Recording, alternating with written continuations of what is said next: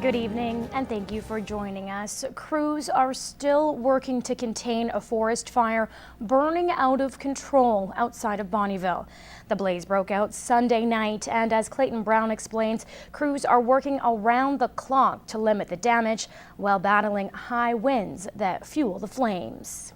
Amy Blaine and her family are breathing a little easier as they unpack all their belongings back in their house that had been threatened by wildfire. Every now and then the smoke would clear and you could see the flames, and it was coming closer and the smoke was getting thicker, it was getting harder to breathe. It was very scary. It was a different scene last night as the family scrambled to load as much as they could into just a few vehicles. Helicopter landed right in our front yard, and a gentleman came out and told us we had to leave because it was getting too close, and we were probably going to lose our home. The Blaines still aren't in the clear though. The blaze is currently covering nearly 700 hectares of land and is still not under control. The high wind events are part of what made this fire move as fast as it did, and is what we're worried about today. It's been a sleepless night for firefighters as they worked aggressively to contain the blaze.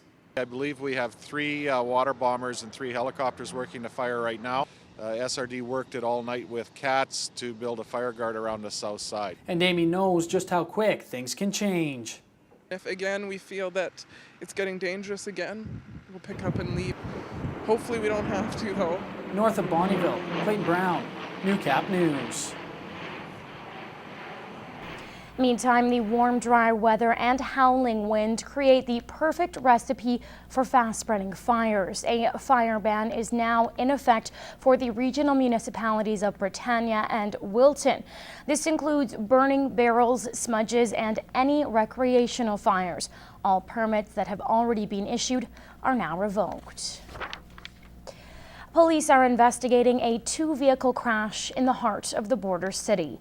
The collision happened at around 11 o'clock last night at the intersection of 50th Street and 51st Avenue. Our CMP aren't releasing many details at this time, but neither driver was taken to hospital from the scene. And drivers heading east of Lloydminster are dealing with delays. Crews are repairing the Canadian Pacific overpass above Highway 16. Traffic is reduced to a single lane between 40th Avenue and the Travel Alberta Visitor Centre from 6 a.m. to 5 p.m. The job is expected to wrap up Wednesday evening. For anyone looking to access the Husky Upgrader, taking 12th Street is the best option. May Long weekend is just days away, and police will be out in full force making sure drivers obey the law.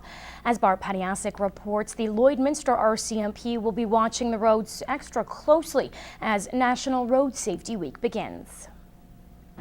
The RCMP are asking the public to be careful in and out of the city this week. With the May Long weekend comes a lot of dangers. Officers are planning to be on the lookout for any driving behaviors they feel are unsafe.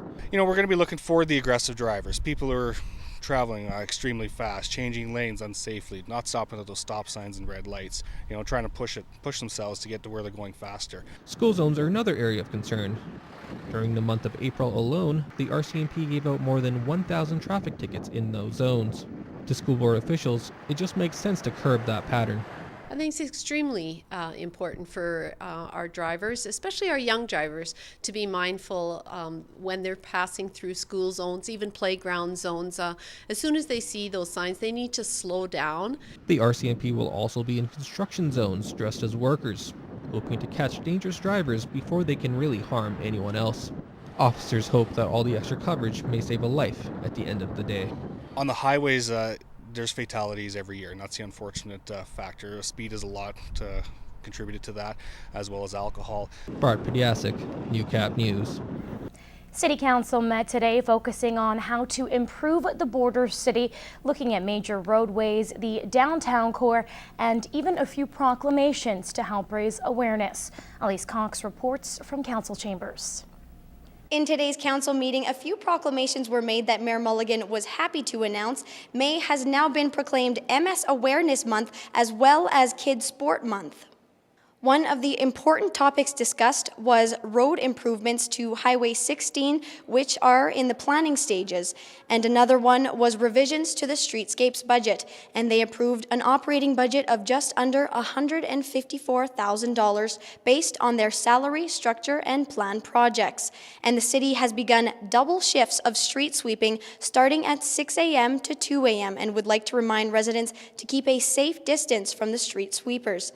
And after a visit from an Onion Lake representative, Council will begin discussions of raising a Treaty 6 flag here at City Hall.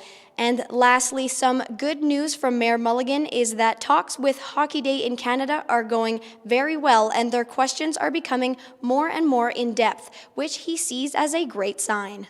We'll have the full story on some of these council updates tomorrow on Newcap News. Reporting outside council chambers, I'm Elise Cox.